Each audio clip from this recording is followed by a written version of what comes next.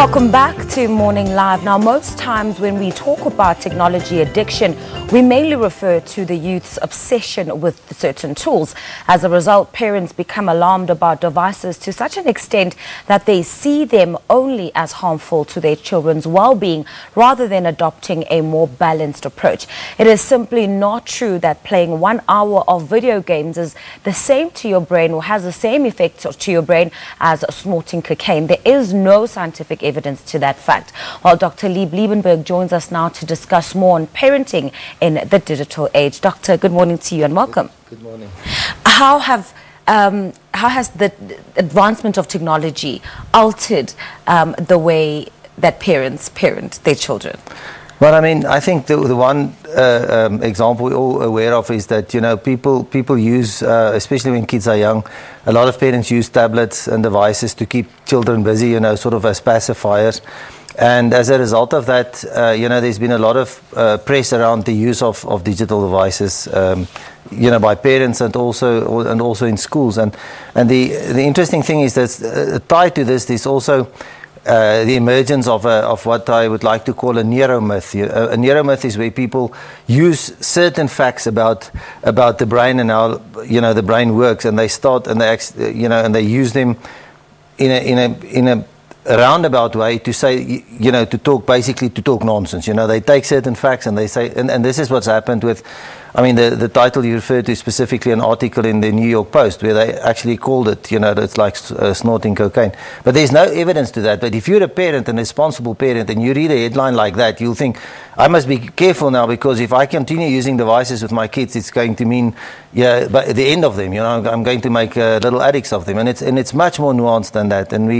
So basically that's what it's about, you know, is to try and get to a point where you say, what is a responsible way of using devices, and is it really as bad? And as one professor said around this, he said, Dan Willingham said, you know, it's simply just not true to say that to snort cocaine, I mean, that's a physical substance. You can't equate what that does in your brain to spending time on a screen. You know, that's simply nonsense. But people put that out there, parents read it, see it, and think, what must I do? Because I want to be responsible, and it looks like I need to now stop exposing my children to devices. How do we classify too much time being spent on a device?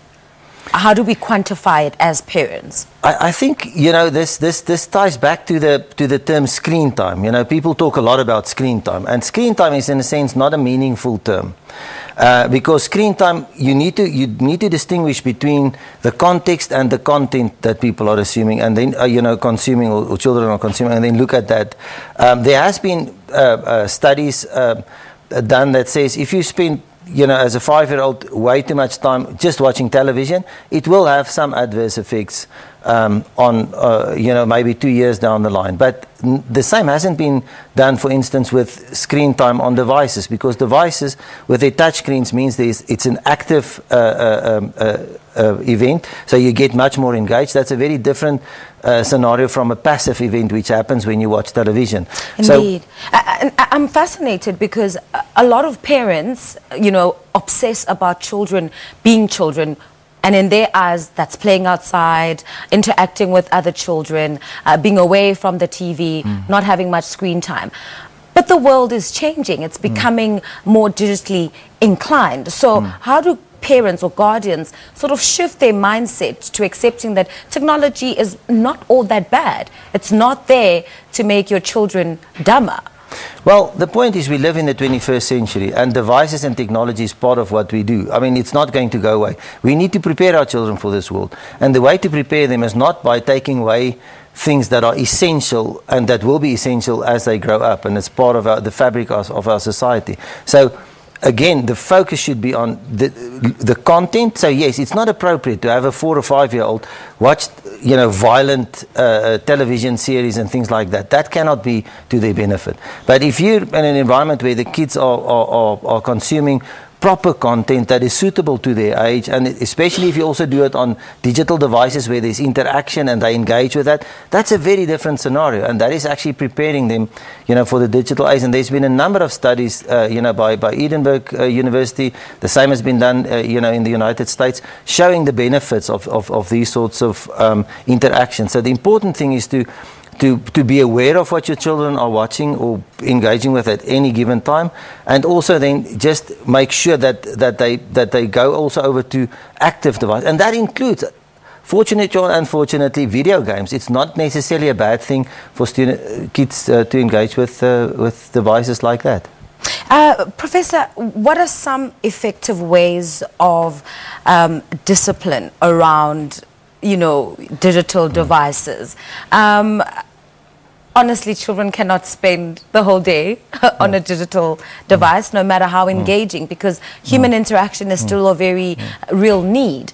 So how do parents balance it out and ensure that there's discipline and, of course, in just monitoring as well the type of content that their children are exposed to? Yeah, I think it's like any activity that children engage with, is you need to set boundaries. There needs to be rules. The American Academy of Pediatrics have got some great guidelines on their website where people can go and look about what sort of exposure is suitable for particular age. So it's not always the same across the spectrum. So people can go and have a look there. But the biggest thing is to be aware at any given time of what your children are consuming. There is no such thing as kids having passwords on devices that parents do not have access to. As a parent, you should always have access to your children's devices and know what they're doing. That doesn't mean that you spy on them all the time, but they need to know that at any given moment you would be able to get access to the device, because that gives you the comfort that they're not going to be, you know, getting involved with some unsavory content or activities on the device. And then tied to that, the discipline to say, as with anything else, you don't keep giving them sweets just because they want sweets. You say there is a limit, you know, and this is as simple as that. It's just common sense parenting where you put the boundaries out there and you enforce them and you instill the discipline around that. And I mean, a big way to see if something is going wrong, are they functioning as normal children? Do they do their homework? Do they engage with you as a family? If they do that, there's no addiction in play. Perfectly normal. Doctor, thank you so much for your time and your insights this morning. Thank you. That was Dr. Lieb Liebenberg joining us to discuss more and sharing his advice on parenting in the digital age. So it's like anything else, really. Just use effective discipline measures and your kids should be fine and know what they're up to at all times. Time for a quick break. Do stay with us.